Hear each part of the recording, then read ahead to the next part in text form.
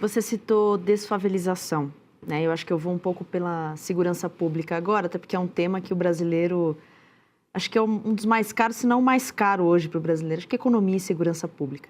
Mas falando dessa esfera, com tanta dominação territorial, por exemplo, de facções criminosas, já vi você comentar sobre segurança pública, citou até o El Salvador, né, o país. Então, como que o senhor vê isso hoje e como seria esse processo de desfavelização, que é uma coisa antiga, inclusive, né? Bem antiga. Olha, quem dera fosse uma coisa antiga. Fala-se nesse tema, mas é um tabu tão grande falar sobre desfavelizar, porque na prática a gente há muito tempo, especialmente começando no Rio de Janeiro, a gente começou a achar que a favela faz parte da nossa identidade. Não porque tinha um cartola na favela, era um poeta da favela. Você pode ser um poeta e não morar na favela. Acho que essas coisas... Você tem grandes poetas na história humana que não precisavam morar em favela. Você não vai justificar a ausência de saneamento básico, presença de tuberculose em populações humildes e comando naquele bairro por parte de facções com base num poeta ou num samba. Só que nós fizemos isso. Faz parte de um processo histórico muito destrutivo de autossabotagem que nós tivemos. Vou começar pela parte de segurança e eu vou chegar na desfavelização, porque essas coisas estão muito conectadas. Inclusive, no próprio Livro Amarelo 2, a gente junta uns pontos. A favelização, ela acontece no Brasil, ela acelera muito nos anos 60, 70, 80 e 90, que é quando a gente tem um boom demográfico, e é quando, no meio do regime militar, você tem a crise do petróleo, e aí toda aquela formação de capital bruto, ela se interrompe. O Brasil acaba caindo no lance da dívida externa, começa a parar aqueles mega investimentos, e aí a gente começa a sentir como o aumento da nossa infraestrutura diminui e o investimento urbano nas periferias, em casas e prédios, simplesmente não acontece. Então você tem um boom de pessoas nascendo, boom de pessoas migrando para as cidades, incapacidade do Estado em responder isso, e aí você tem a destruição das grandes cidades que passam a ficar altamente favelizadas. São Paulo, Belo Horizonte, Rio de Janeiro, todas as grandes capitais do Nordeste. E aí você criou aqueles bolsões. Nesses bolsões, o Estado não está presente. Ali e nas cadeias começam a surgir as facções. E aí você tem dois modelos de facção, dois modelos de administrar isso. O Comando Vermelho, que tem um modelo mais clássico, ele tem um modelo que eu chamo de horizontal. Que você olha no horizonte, o mapa, vai ser aqui, ó, essa área aqui é do Comando Vermelho, essa aqui é do ADA. Você separa o mapa. Comanda o espaço. Eles comandam o espaço. E ali dentro, eles usavam para vender droga, para beneficiar, às vezes, né, pegar um pacotinho da droga, dobrar, botar os aviõezinhos. Depois eles começaram a colocar serviços. Hoje tem serviço até de internet tocado pelas facções. E do outro lado, o PCC veio com um modelo diferente. Começa na cadeia, pode ter também, quando interessa a ele, a dominação horizontal, mas ele faz a dominação vertical, que é a dominação das instituições. Invadem Ministério Público, invadem polícia, invadem a política, invadem o judiciário, ONGs, empresas do mercado financeiro, combustíveis. Eles estão gigantescos, têm controle de toda a região. Laboratórios de análises clínicas que atendem várias cidades em São Paulo e funcionam. O problema do PCC é que ele funciona. Ele realmente distribui o combustível dele, a REAG atuava no mercado financeiro, eles funcionam e eles são mais difíceis de pegar porque é um inimigo mais invisível. Pois bem, veja que questões Uma ponderação, o Fábio fez menção a um ponto aí, desculpa, Renan, é a sofisticação com que o PCC atua, não é uma coisa grotesca, é criminoso, óbvio, ninguém está... Então na Faria Lima, eles têm doutores. Mas é uma coisa sofisticada, diferentemente do que era, por exemplo, aquelas facções do Rio de Janeiro. Sim. O Comando Vermelho... Desculpa, Fábio, só para complementar. O Comando Vermelho nunca conseguiu ter a sofisticação técnica do PCC. O Comando Vermelho é mais brutal. Tanto que o Comando Vermelho avançou no Nordeste, e eu pude viajar pelo Ceará e pegar. Eles estão tomando o Ceará. Muito por conta da fraqueza do governador. O governador não botou a polícia para resolver, porque não é que eles também contam com grandes tropas. Eles vão indo na ausência do Estado, vão se estabelecendo e tomando os locais. O caso mais bizarro é de uma cidade que chama Santa Quitéria. Tem urânio em Santa Quitéria. E o Comando Vermelho se aliou com o prefeito ganhou a eleição usando o Comando Vermelho, e eles estão presentes ali na cidade. É um caso público, todo mundo sabe, o prefeito inclusive foi afastado por ligação com o Comando Vermelho, ele pagou prêmios para o Comando Vermelho por ter participado da eleição dele, e a população, houve uma eleição suplementar, a população inclusive elegeu o filho dele, mostrando que o buraco no Brasil é sempre bem mais embaixo do que a gente imagina. Então o Comando Vermelho é mais brutal, ele é mais claro, você consegue entender e ver isso, e o PCC é mais sofisticado e fatura mais. O PCC tem um controle hoje da fronteira do Mato Grosso do Sul, e o PCC tem a rota caipira para trazer essa droga até o Porto de Santos, e lá no Porto de Santos, no redor, na Baixada Santista, eles têm um controle territorial, que é onde eles processam a droga, tem empresas de contêineres que eles recebem, conseguem muquear por exemplo, cocaína junto com outros produtos que têm uma densidade similar, colocam dentro dos navios e aí eles vão exportando para a Europa numa operação que é bilionária.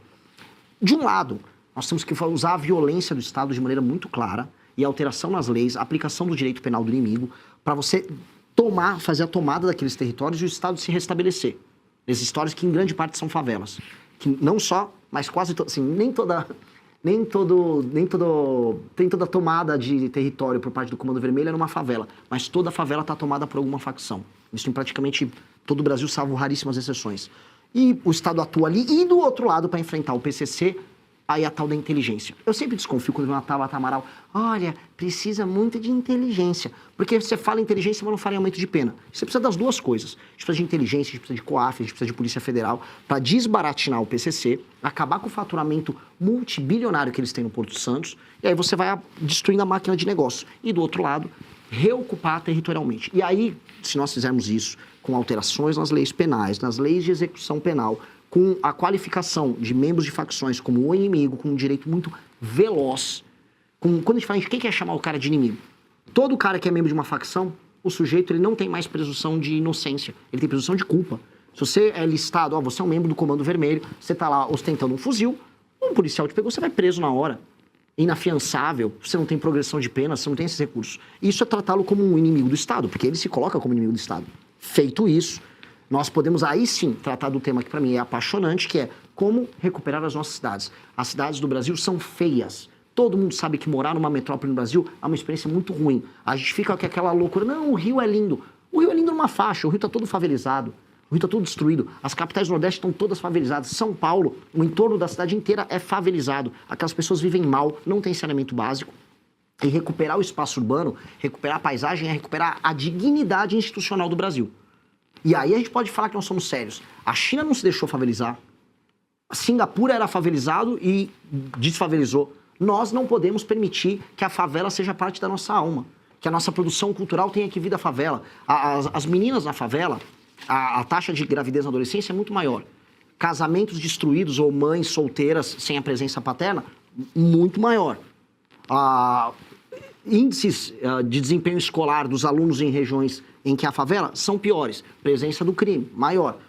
Tá na hora da gente falar, a favela é uma desgraça, a favela precisa ser transformada em bairro, aquelas pessoas vão ganhar dignidade e aquele modo de se viver precisa ser alterado, pra gente tratar eles como cidadãos. Hoje, a pessoa que mora numa favela, no fundo é como se fosse um estrangeiro no Brasil, vivendo no Comando Vermelho estão, no do TCP estão, no PCC estão. A gente tenta tornar essas pessoas brasileiras. Só que aí, sem me estender, mas que é um assunto para mim apaixonante, aí tem que ter espaço fiscal. Estamos falando aí de pelo menos 900 bilhões de investimentos. Só espaço fiscal ou também desobediência civil de quem está no comando? Porque, vamos lá, vou dar dois exemplos muito rápidos e são reais da realidade brasileira. Às vezes você tinha uma medida do executivo para resolver um problema de uma favela. A favela estava na beira de uma estrada, ou seja, corria-se risco, ou estava na beira de um manancial, que era problemático para quem morava lá e para quem não morava lá. Bom, vinha o Ministério Público e dizia o seguinte, não, ele não pode ser retirado aí. Vou tentar levar algum serviço básico, seja algum saneamento. Não pode, porque essa é uma área de manancial, não deveria ninguém estar morando aí. Não acontecia absolutamente nada. Não, acontecia sim, aumentava-se a favela. Se eu, por exemplo, pego uma pessoa que roubou hoje, que tem um problema, vai cair na tal da audiência de custódia, que esse é o entendimento do Supremo. Você acabou de dizer, poxa, se roubou, ele tem presunção de culpa, se ele está exibindo... Não, mas é crime menor, enfim, vem uma desculpa.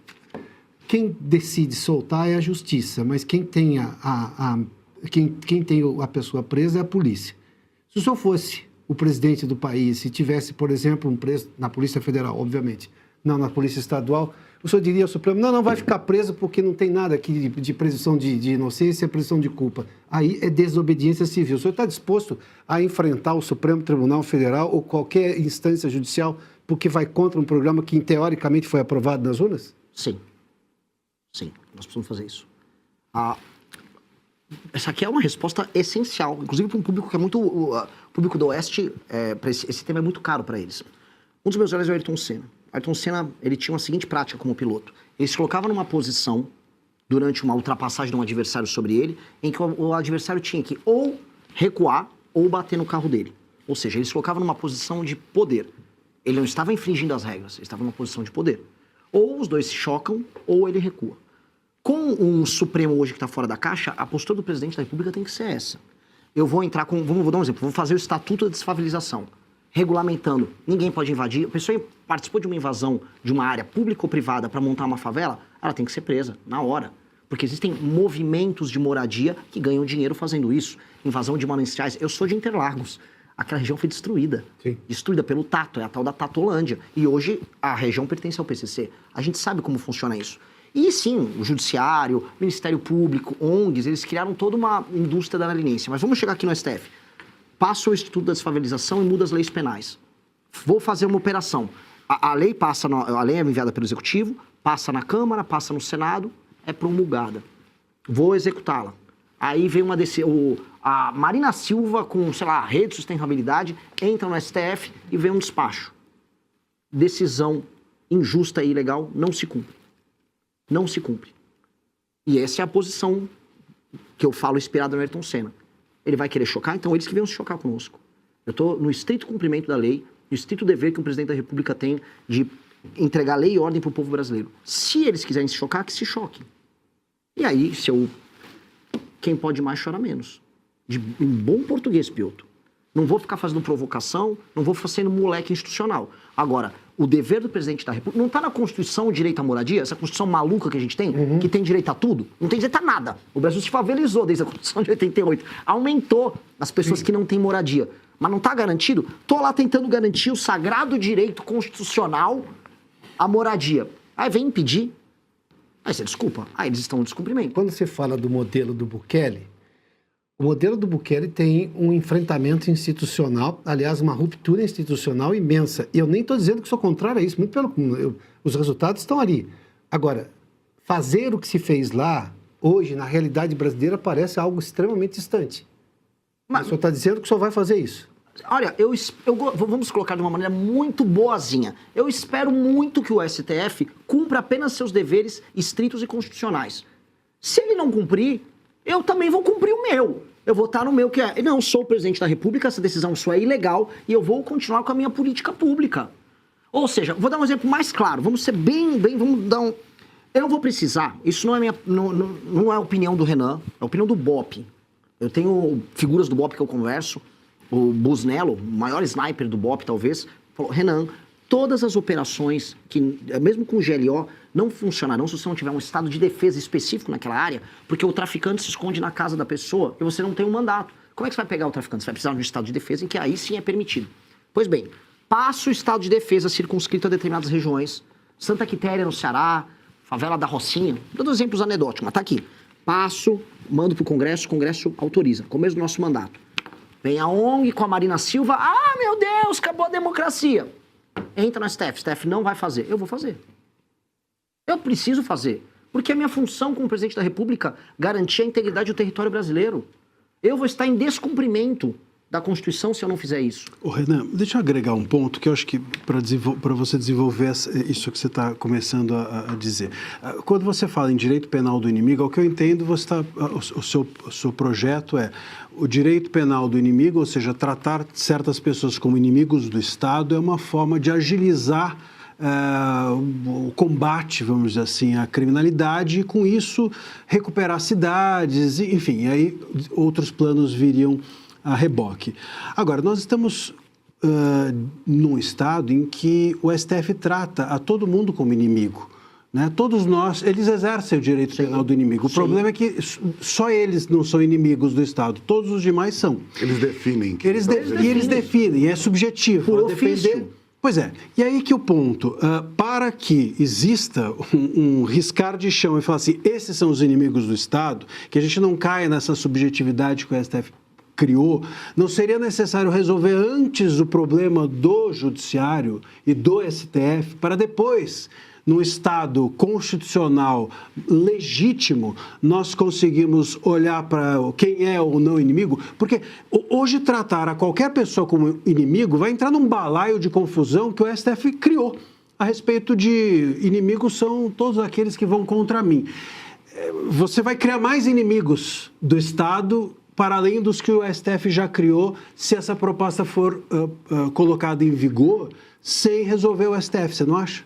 Marcília, a minha questão é, o Brasil precisa se resolver. E se eu vencer a eleição tratando dos temas como eu estou tratando, especialmente na área de segurança, isso é prioridade zero. Então existe aquele famoso lema, vou ter que trocar o pneu do carro com o carro andando. Nós vamos precisar fazer as duas coisas ao mesmo tempo. Eu não posso iniciar um mandato, vou começar agora a colocar o STF na caixinha, enquanto isso não resolver o tema que me elegeu. E, inclusive, resolver o tema que me elegeu ajuda a colocar o STF na caixinha. Porque, como eu disse no exemplo anterior que eu dei, o exemplo do Ayrton Senna, STF, é isso? Vocês estão fazendo isso aqui? Eu comecei um governo novo que foi eleito, eu não tenho rabo preso com ninguém. O tema que me elegeu foi esse. Este tema, ele é um tema absolutamente banal do ponto de vista constitucional, defesa de lei e ordem, pressuposto do poder executivo, vão cumprir. Aí, eles vão querer criar os problemas. Se criarem os problemas dele, nós vamos olhar para eles enquanto estamos resolvendo os outros temas. Porque participar da resolução dos outros temas vai tirar o brasileiro de uma sensação que é muito presente na minha geração, que é a sensação do nada acontece. Nada acontece. Se eu entrar e ficar apenas na briga institucional, sem ir para a resolução material do problema, eu perco moral para participar da briga institucional. Então eu tenho que participar da resolução material. As pessoas, elas não vão conseguir enxergar. Mais um governo em que está tendo uma briga entre os poderosos. Ah, eles estão brigando, aquele noticiário, liga lá na Globo News. O presidente do STF afirmou nesta manhã. A pessoa está vendo, tudo bem, o traficante ainda está na porta da minha casa. Eu ainda tenho medo de ser assaltado. Então eu preciso fazer as duas coisas. E, infelizmente, eu não vou poder fazer como o Bukele, como o exemplo que o Piotr deu. Porque o Bukele teve a oportunidade de olhar, entender que ele tinha uma força, ele acumulou o poder de tal modo que ele pôde ir para cima de uma Suprema Corte corrupta, e aí depois ele fez as grandes operações dele. O caso brasileiro é diferente. Como todo país, as circunstâncias são diferentes, as correlações de poder são diferentes, e nós temos agora uma eleição em que as pessoas estão olhando para essas propostas e estão falando, há viabilidade. Então vamos levar à frente. Vamos deixar eles errarem. Vamos dar a oportunidade do STF errar. Porque aí a pessoa não está vendo uma briga institucional quase bizantina nos termos. Não, porque a DPF do não sei o que. Não, não, não. O presidente quer matar o traficante e o ministro do Supremo não deixou? Aí muda de figura. Aí a gente vai trazer para essa discussão que envolve instituições, povo. E eu vou falar pelas minhas andanças pelo Brasil. As pessoas estão falando de outros problemas. O STF é um tema muito comentado em centros urbanos. Ao redor do Brasil, as pessoas estão falando de outros assuntos. E vamos lembrar, o Lula ganhou a eleição em 2022 falando de outros assuntos para boa parte da população brasileira. Então, a população brasileira estava alheia a isso. Eu trago a população brasileira para esse tema se eu envolver os dois assuntos. A partir do momento que o STF se tornar um aliado direto ou indireto do cometimento de crime por parte desses caras. Então, eu acho que a melhor estratégia possível é essa. E é verdadeiro, tanto que eu estou falando ao vivo para vocês. Porque eu acho que quando você é absolutamente e brutalmente honesto sobre o que você vai fazer, você já estabelece os parâmetros. Eu tô igual o Ayrton Senna na pista. Vai querer recuar? Recua. Vai querer bater? A gente vai pra colisão. Estou apenas sendo um democrata. Essa postura me lembra a postura do ex-presidente Jair Bolsonaro, principalmente no início, mais combativa. E hoje ele está preso.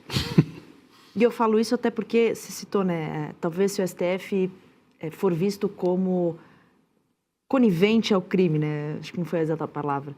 Já não foi? Já não demonstrou o suficiente? As pessoas não entendem dessa maneira. Quando a gente fala as pessoas, eu vou pegar os eleitores do Bolsonaro, podem entender. Mas o resto do Brasil está preocupado com outras coisas. E quanto mais eu rodo, eu vejo isso. Existe um Brasil, gente, que vota no Lula, existe um Brasil que vende o voto, existe um Brasil que vota no Centrão. Essas pessoas falam de outros assuntos. As pessoas estão falando de outros temas. E esse tema não é central para elas.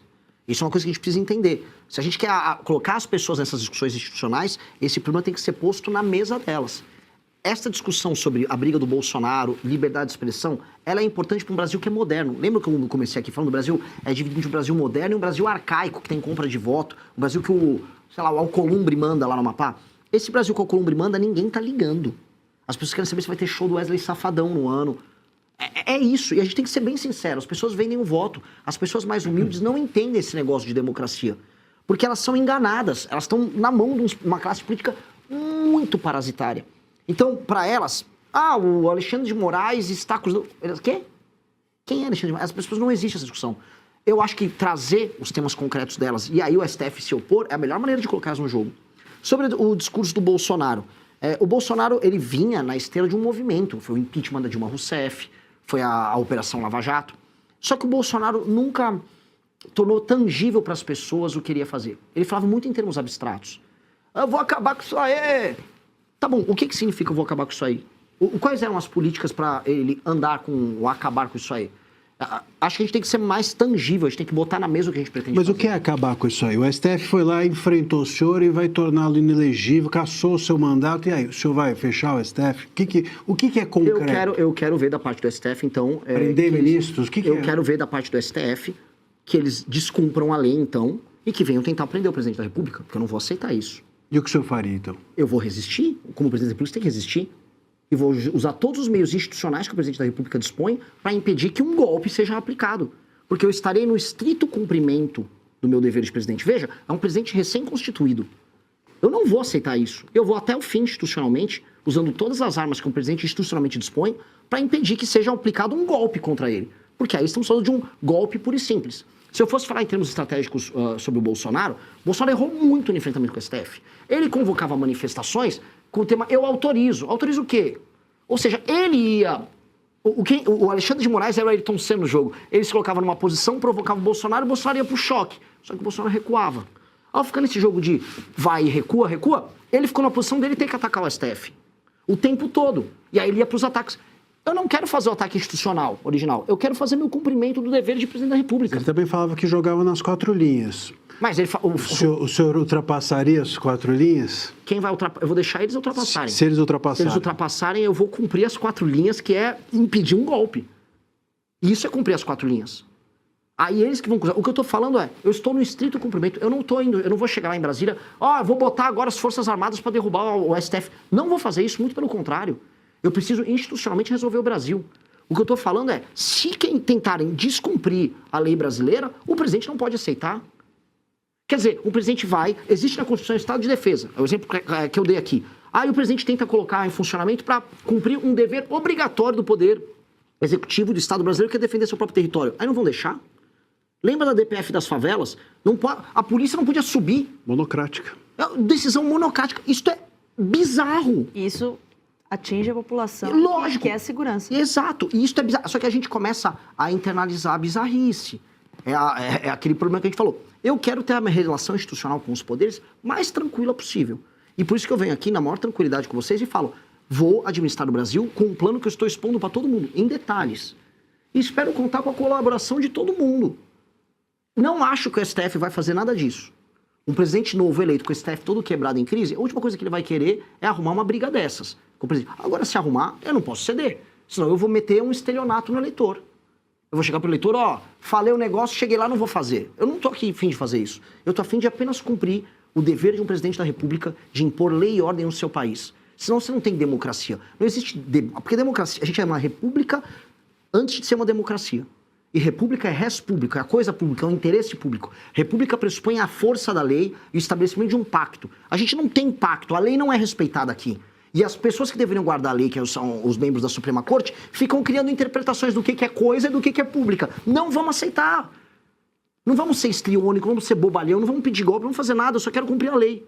Agora, se vier me atrapalhar, eu vou democraticamente resistir. Que é o que se faz, volto a colocar, nós não podemos aceitar essa esculhambação. E espero que tanto o Congresso quanto o STF se comportem de maneira republicana. Mais do que democrática, é republicana. Até porque a crise que o Brasil passa é uma crise de republicanismo. De compromisso em fazer a coisa pública pelo bem público, pela nação brasileira. Fica todo mundo jurando a bandeira, mas ninguém sabe o que é o papel que o Estado tem que ter. O papel básico que o Estado tem que ter é garantir a integridade física dos seus cidadãos. O Estado brasileiro não entrega. O Estado brasileiro é falho, o Estado brasileiro é um Estado canalha. As pessoas pegam raiva do Brasil e querem se mudar do Brasil porque o Estado aqui, ele te cobra o imposto, o bandido te assalta e ele vai lá e cuida do bandido, que o papel da justiça é ressocializar. Isso tá tudo maluco. Eu começo a falar aqui, desculpa, começo a me passar, porque começo a ficar vermelho. Dá ódio, é ódio puro que vem. Então, assim, veja, eu fiz faculdade de Direito na USP, eu tive aula com boa parte dos ministros e ex-ministros. Teve aula com o Xandão? Xandão, professor, Lewandowski. Bom professor? Lewandowski, professor carismático, bom professor de teoria geral do Estado. Tive aula com, não foi para o STF, mas com a Janaína Pascoal, trabalhava na parte de penal. Todas essas pessoas ficam falando da beleza do Estado Democrático de Direito. Só que cada um tem o seu Estado Democrático de Direito, cada um com a sua cor.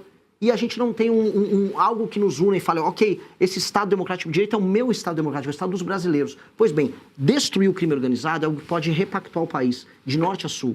Hoje, um menino no Nordeste e um menino em Santa Catarina não querem ver seu celular ser roubado. Isso aqui é um tema que a gente unifica um país que está rachado.